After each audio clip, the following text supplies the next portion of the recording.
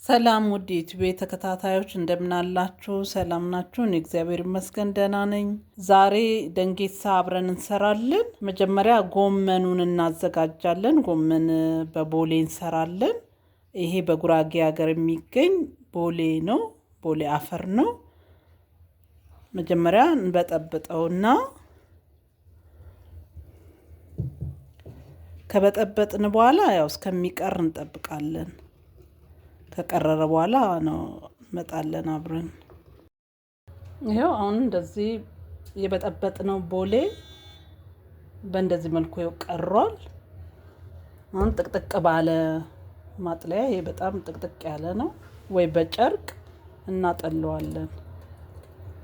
ከታች የዘቀጠው ሳንነካ ቀስ ብለን እንደዚህ እናጠለዋለን።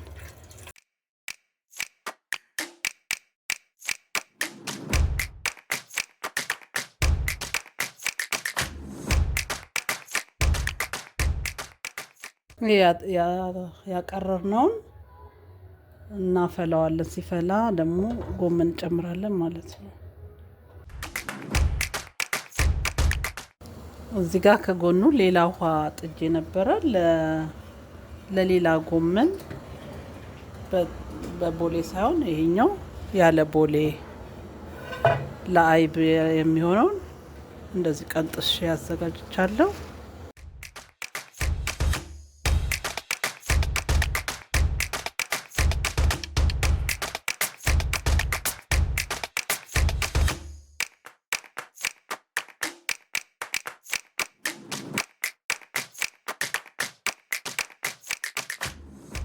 አይብ የሚሆን ነው። ይሄኛው ደግሞ የቦሌው ነው። ገና ትንሽ ቀረዋል፣ አልፈላም። ይሄ ደግሞ የቦሌው ነው። ቅድም ያቀረርነው ነው፣ ፈልቷል። ይኸው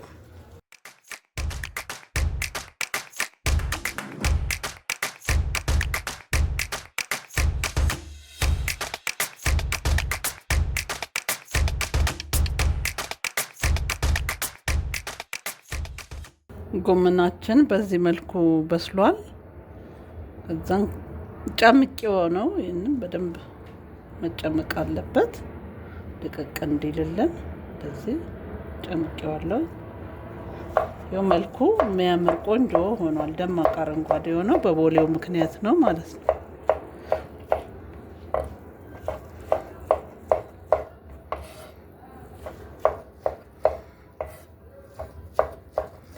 እንደዚህ ድቅቅ አርገን እንከትፋለን። ይሄ ያለ ቦሌ ቀቀልኩትን ነው። ይሄ ብቻውን ለጎመን ክትፎም ይሆናል፣ ለአይቤ መቀየጫ ይሆናል። አይቤ መስሪያ በአይቤ በጎመን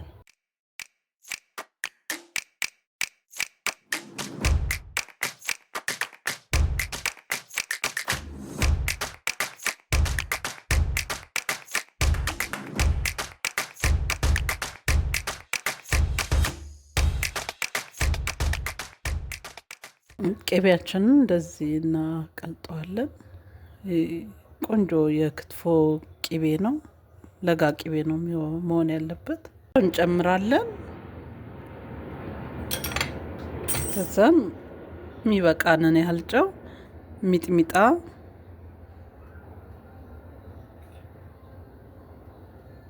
ምን ፈልገውን ያህል አይተን ካነሰም እንጨምራለን እና ኮሮሪማ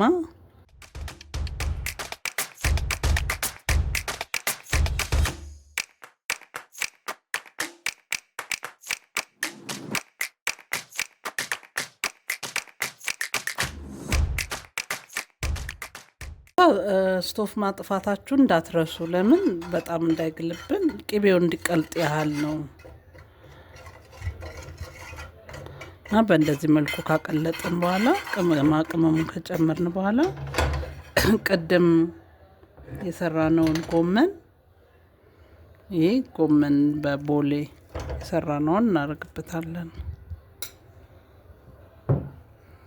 ይሄን በትንሽዬ እሳት አርገን በደንብ አርገን አገላብጠን እናዋህደዋለን። ይሄንን ቅመሙንና ጎመኑን አንድ ላይ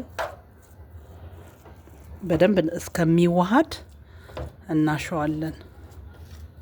በእንደዚህ መልኩ እናሸዋለን።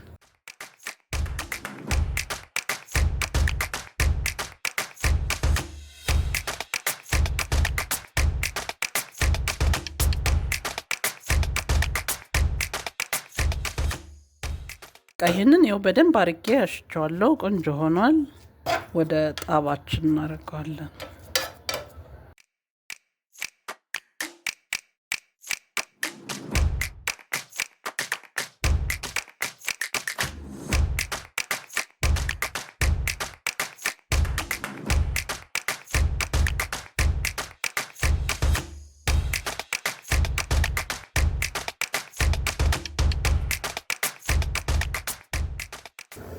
ደግሞ ያለ ቦሌ የሰራውትን ጎመን እናዘጋጃለን።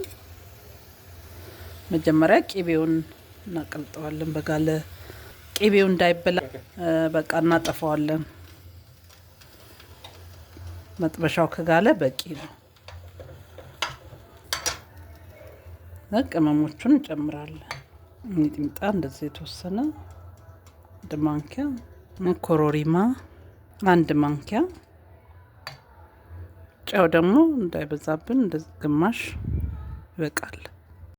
ታን ቅመሙን አንድ ላይ እናዋህደዋለን።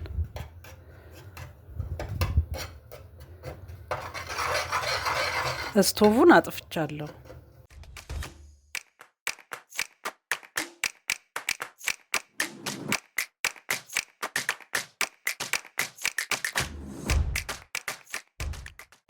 የቅድሙን ስቴፕ ነው ምን ደግሞ ቅድም በቦሌ እንደሰራ ነው የምናረገው። ልዩነቱ ይሄ በባዶ የተቀቀለ ነው። የቅድሙ ግን በቦሌ ነው እንጂ አንድ አይነት ነው። ቅመሙ ሁሉም ነገር አንድ አይነት ነው። ይህንንም እንደ ቅድሙ በደንብ አድርገን እናዋህደዋለን። ከቅመሙ ጋር በደንብ እናሸዋለን። ማሸት ይፈልጋል። ቆንጆ እንዲሆንልን በደንብ አድርገን እናሸዋለን።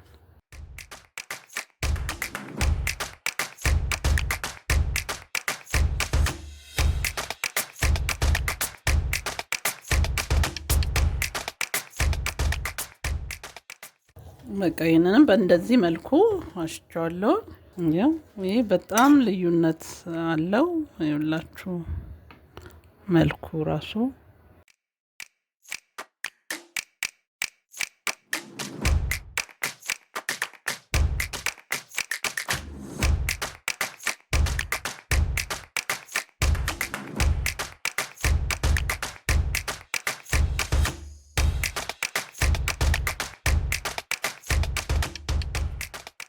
ይህን ደግሞ ጎመን በአይቡን እናዘጋጃለን። በአይቤ ጎመን በአይቤ እናዘጋጃለን።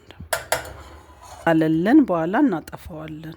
ይሄም እሳት ብዙ አይፈልግም። በቃ ይኸው ስቶቭን አጥፍቻለሁ። እንደዚህ ግሎልኛል። እንደ ቀድሙ ቅመም ጨምርበታለን። ሚጥሚጣ አንድ ማንኪያ ሚጥሚጣ፣ ኮሮሪማ አንድ ማንኪያ፣ ያው በትንሿ ማንኪያ፣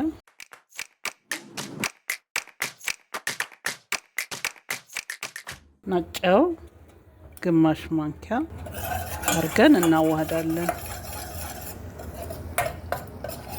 ቅድም የሰራነውን ጎመን እናረግበታለን። ጎመን በቦሌ ሳይሆን ካለ ቦሌ ቀቀልነውን የተሰራውን እናረግበታለን። ድጋሚ ቂቤና ቅመም ያረኩበት አይብ ስለምንከትበት እንዳያንሰው ነው። ቂቤውንም ቅመሙም እንዳያንሰው ነው። አሁን የሚበቃንን ያህል አይብ እንጨምራለን። ይሄ አይብ በደንብ የተጨመቀ ነው፣ ውሃ የሚባል የለውም። እሳት አያስፈልገውም ብለን እንቀይጠዋለን እንደዚህ እና በደንብ ማሸት አለብን።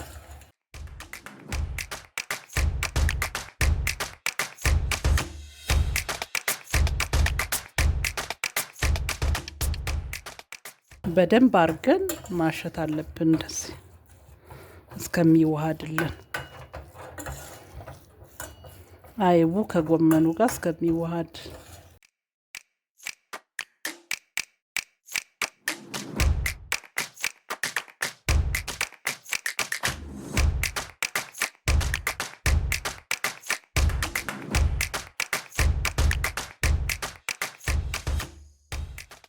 ይሄ መክተፊያ እንትኑን መጥበሻውን አገኘዋለሁ። አሁንም እንደ ጎመኑ ነው የምናረገው። አይቡን ደግሞ ብቻውን እንሰራለን። እንዲህ ከጋለልኝ በኋላ አጠፋዋለሁ እንዳያበላሽብን።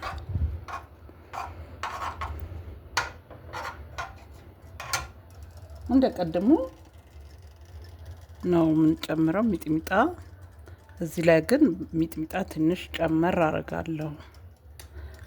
አይቡ ላይ ከለርም ይሰጣል። 2 ማንኪያ አርጌያለሁ። ኮሮሪማ 1 ማንኪያ እና ጨው ግን ትንሽ ነው። እዚህ አይቡ ላይ ጨው ትንሽ አርገን ማዋሃድ።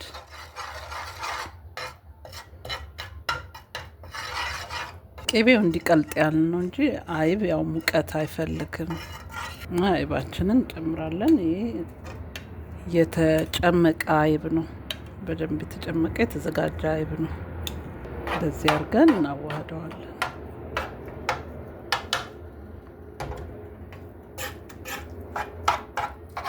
ወደዚህ ያረኩት ግለቱን እንዳይበዛበት ነው። አይብ ያው አይፈልግም ሙቀት። ቆንጆ ሆኗል፣ እንደምፈልገው ሆኖልኛል። መልኩም በቂ ነው። እንደዚህ